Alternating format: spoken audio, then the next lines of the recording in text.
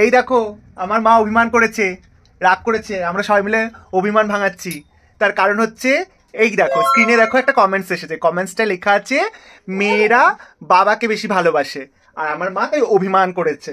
ও মা অভিমান করেছো কেন? করবো না, সকাল থেকে উঠে কত কাজকর্ম করি আমরা, করে ছেলে মেয়েদেরকে রান্না বান্না করে খাওয়ান দাওয়ান দিয়ে সব করি, বাবাকে ভালোবাসি বেশিরভাগ। ও মা তা আমরা কিছুই না, আমরা কিছু না, আমরা ভালোবাসি না। হ্যাঁ কি বলবে বলো? তাহলে কি করি? সকালবেলায় উঠে ও খাবে সে খাবে এইসব চিন্তা আমরা করতে থাকি। তোমাকেও ভালোবাসে কিন্তু মেয়েরা বাবাকে একটু বেশি ভালোবাসে, আবার বাবাকে বেশি ভালোবাসে।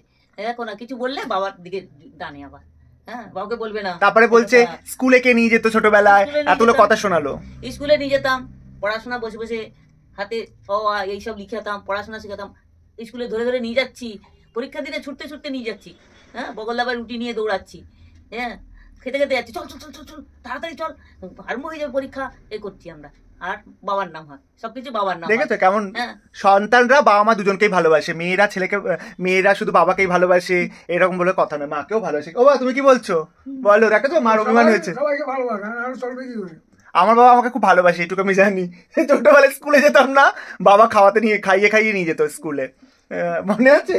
ওই গুজিয়া খাওয়াতে, গুজিয়া খাইয়েছে, আর আমি দিদিদেরকে এসে বলিনি যে বাবা আমাকে বলতো খাওয়ানোর পরে দিদিদেরকে গিয়ে বলবি না, সেই দোকানে নিয়ে গিয়ে গুজিয়া খাইয়েছে, আর আমি গুজিয়া জানতাম না, আমি তো আংটি মিষ্টি বলতাম, আংটি মিষ্টি বললে আবার রাগ করবে দিদিরা। ও বেশিরভাগ বোনকে ভালোবাসছো, আমাকে ভালোবাসো না আমাদেরকে, এই নিয়ে এই হচ্ছে ব্যাপার। না না আমি তো দুজনকেই ভালোবাসি, আমার মাকেও ভালোবাসি, আমার বাবাকেও ভালোবাসি।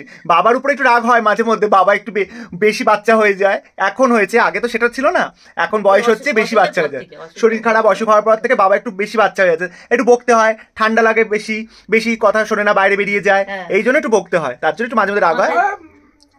বাবা মা বুড়ো হয়ে যায়, একদম বাবা, একদম বাবা মারা ছোট বাচ্চা হয়ে যায় বয়স হওয়ার সাথে সাথে, একদম। আমাদেরকে ছোটবেলায় শাসন করেছে পড়াশোনার জন্য, শয়তানির জন্য, এখন আমরা শাসন করি যে এটা করো না, ওই অনিয়ম করো না, রাত্রিবেলায় খেয়ে নাও। মাকে তো আমি বকা দিই বেশি রাত্রিবেলা খেতে, আমার জন্য বসে থাকে অপেক্ষা করে না খেয়ে, এই বয়সে বসে থাকা উচিত? একজন বাইরে মেয়ে থাকবে আর আমরা দুই স্বামী স্ত্রী খেয়ে নেবো, বলে তোমাদের অসুখ হবে, তোমাদের খেয়ে নেবে। আমার বাবা সারা রাত্রি ঘুমায় না, আমি কি বলছি, আমরা বাইরে যদি একটু রাত্রি করে আসি, আমার বাবা নাকি ঘুমাচ্ছে, ও মা দেখো চোখ পিটপিট করে নাটক করে ঘুমাচ্ছে, ঘুমায়নি। মা বকা দেয় বাবাকে উল্টে যে চলে আসবে চলে আসবে, বাবার চিন্তায় ঘুমাবে না। হ্যাঁ চিন্তা করতে হবে না, চলে আসবে, তোমার তো চিন্তা করছো কেন?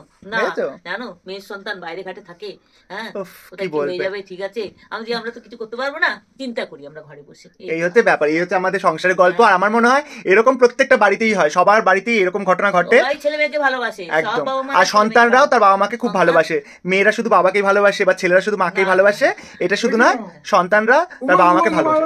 একদম একদম। তোমরাও ভালো থেকো, সুস্থ থেকো, তোমরা পরিবারের সাথে হাসি খুশি থেকো। টাটা বাবা, টাটা বলে দাও।